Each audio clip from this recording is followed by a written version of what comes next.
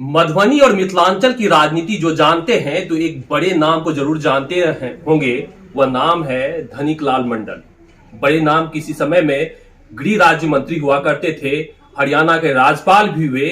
बड़े चेहरे के रूप में मिथिलांचल में उनके नामों को जाना जाता था। उनकी विरासत को संभालने के लिए भरत मंडल आरजेडी के खेमे से आए और लोखा क्षेत्र जैसे जो क्षेत्र रिमोट एरिया है, जिसमें कि काफी समय के बाद जो है आरजेडी को सीट दिलाने में सफलता हासिल किए।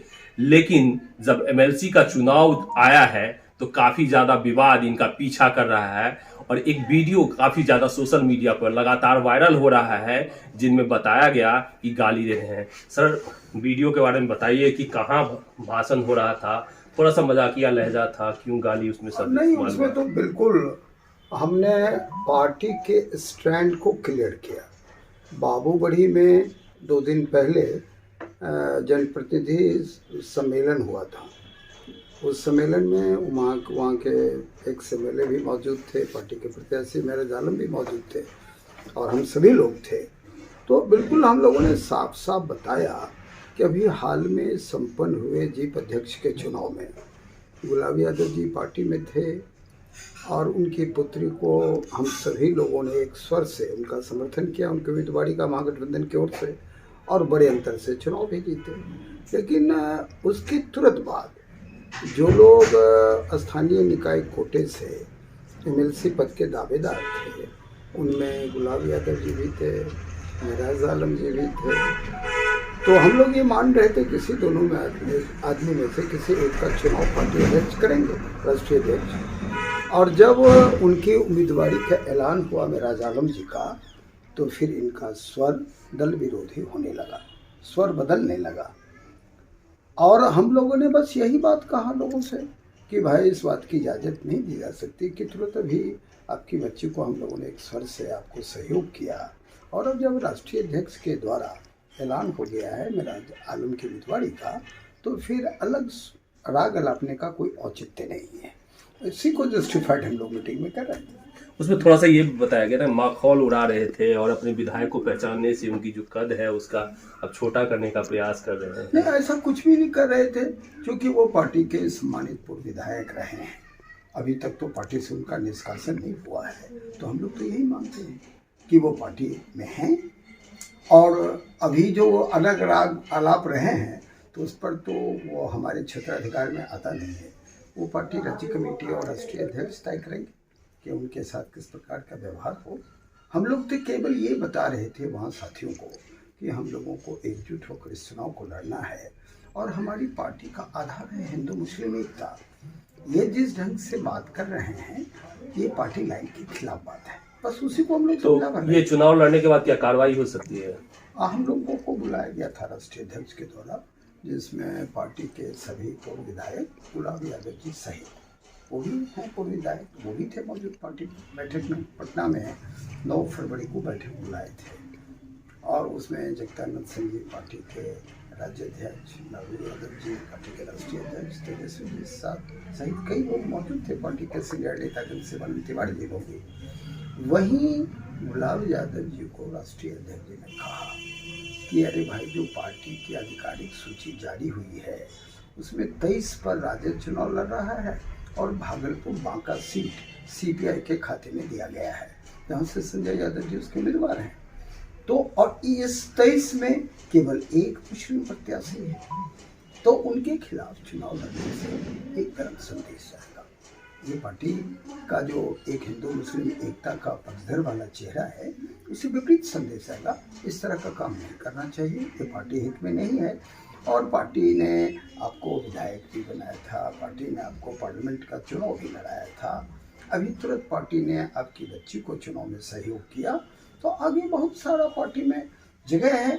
उन्होंने एक आरोप लगा दिया, इस पर जड़ दिया कि मेराज आलम जदयू से आयतित कैंडिडेट हैं, उन्होंने अभी तक सदस्यता भी नहीं लिया राजद का, वो सिर्फ ये एमएलसी चुनाव लड़ने के लिए आए हैं पार्टी में, और आपके ऊपर मेरा आरोप लगा दिया कि पार्टी तोड़ने के लिए आए हुए हैं, जदयू का सहयोग कर रहे हैं। नहीं, देखिए, आप तो सभी लोग जानते हैं, आप सम्मानित पत्रकार हैं, सुलझे हुए लोग हैं, हम तो पार्टी के जिलाध्यक्ष भी हैं और लोकसभा से विधायक भी हैं।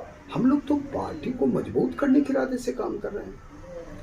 हमको तोड़ने का कहाँ प्रश्न उठता है। पार्टी ने जो आधिकारिक प्रत्याशी बनाया महराज आलम जी को, हम लोग उनके समर्थन में जनप्रतिनिधियों का समागम करके, जनप्रतिनिधियों का सम्मेलन बुला करके उनके समर्थन में मीटिंग कर रहे हैं। इससे इधर कुछ भी नहीं।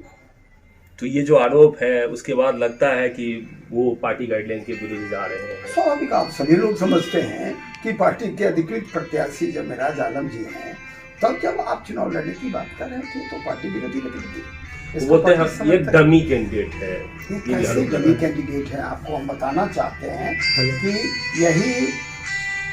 यही वो उम्मीदवार हैं जो जीप के उपाध्यक्ष भी हुए थे और राजद के उम्मीदवार थे। वो अभी तुरंत जो चुनाव संपन्न हुआ खुटौना प्रखंड प्रमुख का, उसमें बड़े अंतर से चुनाव जीते। जो उनके खिलाफ उम्मीदवार बने थे पूर्व प्रमुख श्री अमित बंगाली जी, तो उसमें ये बात बिल्कुल तय हो गया कि कोई भी आदमी चुनाव लड़ता है तो वो तो सब तरह के लोग जो भी हैं लोग हैं चुनाव मैदान में, चाहे जिस दल से भी संबंध रखते हों, उनका सहयोग जुटाने का प्रयास करता है। ये तो लोकतांत्रिक प्रक्रिया का हिस्सा है, इसमें इधर कुछ भी नहीं है। वो पार्टी राजद के उम्मीदवार थे, राजद में हैं वो, और जनता दल यू के कुछ जो लोग थे वो उनके समर्थन में आए थे। तो ये तो राजद की बढ़िया सिद्ध होती है ऐसे कि जनता दल यू खेमों को तोड़ करके अपने समर्थन में वो ले आए। इसमें वो एक चुनावी स्टंट था जिसमें कि वो जदयू के खेमा को उन्होंने जदयू खेमा को तोड़ करके वो कामयाबी हासिल किए, बड़ा समर्थन जुटाए। उनको मिला 21 वोट और विरोधी प्रत्याशी को प्रमुख चुनाव में केवल 4 वोट मिला। तो ये तो फिर एमएलसी चुनाव में भी राजद का चुनावी स्टंट कहा जाएगा। हाँ। कि मुस्लिम वोट चूंकि अब गुलाब यादव को नहीं देते तो मुस्लिम प्रत्याशी लड़ा दिया, हिंदू वोट तोड़ने के लिए गुलाब यादव को मैदान में उतार दिए। नहीं, ऐसा कुछ नहीं। हम तो केवल ये मानते हैं कि राष्ट्रीय जनता दल, जैसा आप सभी जानते हैं, A to Z की पार्टी है, सभी समाज के लोगों की पार्टी है। इसमें आप देख ही रहे हैं कि राज्यसभा सदस्य हमारे जो दिल्ली यूनिवर्सिटी में सोशल साइंस के प्रोफेसर हैं, क्या नाम, मनोज झा जी, वो बनाए गए राज्यसभा में। KD सिंह जो भूमिहार समाज जाते हैं वो राज्यसभा में, अशफाक करीम वो राज्यसभा में। सभी वर्ग के लोगों को टिकट बंटवारे में और पार्टी में समुचित जगह दिया गया है। ये कोई जात विशेष की पार्टी तो है नहीं। एक लोकतांत्रिक पार्टी कैसे जात विशेष की पार्टी हो सकती है? जब तक सभी समाज के लोगों का कम या अधिक समर्थन नहीं मिलेगा वो पार्टी कामयाब नहीं हो सकती। दूसरा एक बड़ा आरोप लगा है आपके ऊपर में, लगाते रहे हैं अक्सर कार्यकर्ता खास करके लगाते रहे हैं कि घोषणा जो है वो धान का खेत में हुआ है या फिर जो कार्यालय है आपका नहीं है, जिला मुख्यालय में आपका कार्यालय नहीं है। तो ये आरोप एक बड़ा लगातार है। नहीं, वो तो आप वो लोहिया कर्पूरी इंस्टीट्यूट ही है। वो पार्टी कार्यालय है? नहीं, पार्टी कार्यालय नहीं है, एक सामाजिक क्या कहते हैं, स्वैच्छिक संस्था है। वहीं पर वो आयोजित हुआ था कर्पूरी जयंती। वो धान के खेत में लगाने का काम प्रश्न उठता है, सब तो आरोप है। अच्छा, कार्यकर्ता कुछ टूटे हुए थोड़े से नाराज दिख रहे हैं। कार्यकर्ताओं को मनाने के लिए क्या आपके पास में कुछ है क्या? देखिए, हम तो ये मानते हैं कि पार्टी, किसी भी पार्टी का जान होता है कार्यकर्ता। कार्यकर्ता यदि आपके पार्टी से संतुष्ट नहीं होंगे तो आप कामयाबी दर्ज नहीं कर सकते। और अभी जीप अध्यक्ष के चुनाव में आपने देखा कि 8 आदमी तो JDU भाजपा का विधायक है, काउंसिल के मेंबर हैं घनश्याम जी, 3 कैबिनेट मिनिस्टर है। इसके बावजूद जो इंडिया का कैंडिडेट थी सायदा बानो जी, उनको 23 वोटों के बड़े अंतर से हराया। तो ये पार्टी क्या कहते हैं, खेमेबाजी में कैसे बटी हुई है? पार्टी कैसे कार्यकर्ता निरुत्साह है? ये तो बढ़े हुए मनोबल का द्योतक है कि इतना मजबूता आधार वाले जो गठबंधन है NDA, उसको बड़े अंतर से हराया राजद ने। तो वो अपने कार्यकर्ताओं के बल पर रहा है, अपने साथियों के बल पर हराया। ये एकाध लोगों के प्रयास से तो मुमकिन नहीं था। महराज आलम भी काफी ज्यादा मीडिया से भागते हैं, तो ऐसे में लग रहा है कि वो चुनाव कुछ अलग तरीका से लड़ रहे हैं या फिर मीडिया से दूरी बना के लड़ेंगे चुनाव। मीडिया से दूरी नहीं बनाएंगे वो, अभी बजाते हम लोगों ने कल भी पता किया इस चुनाव के बारे में। शुरू में तो इतना जल्दी से प्रचार अभियान शुरू हो गया इस जिले में, पता नहीं बाकी जिले में क्या हो रहा है, लेकिन यहाँ तो देखें कि धुआंधार काम हो रहा है। कल हमारे एक मित्र से हम पूछ रहे थे जो चुनाव आयोग का क्या लग रहा है रुख, कब तक होगा ये चुनाव। तो लोग बता रहे हैं कुछ लोग जो कि जब तक वो मेयर वेयर वाला जो चुनाव होना है, नगर निगम वाला, वो सब संपन्न होने के बाद ही चुनाव होगा। तो वो तो मई के बाद होना है। हाँ वही कह रहे हैं। तो जब मई के बाद होना है तो काफी विलंब है चुनाव में, तो आराम से लोग कैंपेन चला रहे हैं। इसलिए थोड़ा सा धीमा कर दिए हैं कैंपेन। धीमा नहीं कर दिया, अभी तो आप देख रहे हैं कि रोज मेरा प्रखंड में जनप्रतिनिधियों का सम्मेलन बुला रहे हैं हम लोग, और सम्मेलन में पार्टी के कैंडिडेट अधिकारी प्रत्याशी मौजूद होते हैं, उस इलाके के जो भी इम्पोर्टेंट राजद के नेता कार्यकर्ता हैं वो सभी मौजूद होते हैं, और वहाँ फिर अपने उम्मीदवार के समर्थन में जनप्रतिनिधियों का सहयोग मांगा जाता है। बताएं कितने वोटों से आपकी जीत का जो है वो लग रहा है? अभी इस तरह की कोई बात हम नहीं करेंगे क्योंकि चुनाव में काफ़ी वक्त है, चुनाव की अधिकारी घोषणा भी नहीं हुई है। हम लेकिन ये जरूर मानते हैं कि जैसा कि आप भी जानते हैं कि राजद सबसे बड़ी जनाधार वाली पार्टी बिहार में है, सर्वाधिक विधायक तो 75 मेरे राजद के ही हैं। और इस बार तो खास करके हमको जो दिखाई दे रहा है कि जदयू भाजपा के खिलाफ जो व्यापक असंतोष रहा है उनके गलत आर्थिक नीति और गलत राजनीतिक कारणों से, उसका व्यापक लाभ राजद को मिल रहा है। 12-14 तो प्रमुख जीत के आए हैं, राजद समर्थित बड़ी संख्या में जनप्रतिनिधि जीत के आए हैं, पंचायत समिति हो या बोर्ड कमिश्नर हो, हम लोग उसकी सूची भी निकलवा करके देखा है। तो मुझको लगता है कि जिस तरह से प्रत्याशी चुनाव मैदान में आ रहे हैं उसमें राजद बड़ी जीत दर्ज करेगी। ये भी आरोप लगते रहे ना इस चुनाव के बारे में, जब चुनाव होती है तो ये पैसों के बल पे चुनाव होता है काफी ज्यादा। पिछली बार भी हमने देखा था कि काफी ज्यादा इसकी चर्चाएं हुई थी, ये सिर्फ पैसों के बल पे चुनाव जीता जाता है।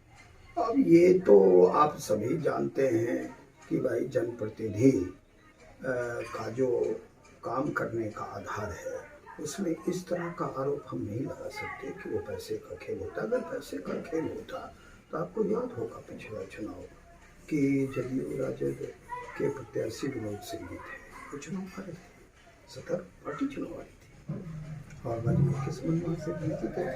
हम ये मानते हैं कि अंततः जो उम्मीदवार की लोकप्रियता है, उम्मीदवार की सच्चाई और ईमानदारी है, वो वोट इकट्ठा करने में प्रमुख भूमिका अदा करता है। पैसे की भूमिका तो सेकेंडरी है, संसाधन लोग देते हैं अपने कार्यकर्ताओं को कि भाई आप जनप्रतिनिधियों का समर्थन सहयोग इकट्ठा करें।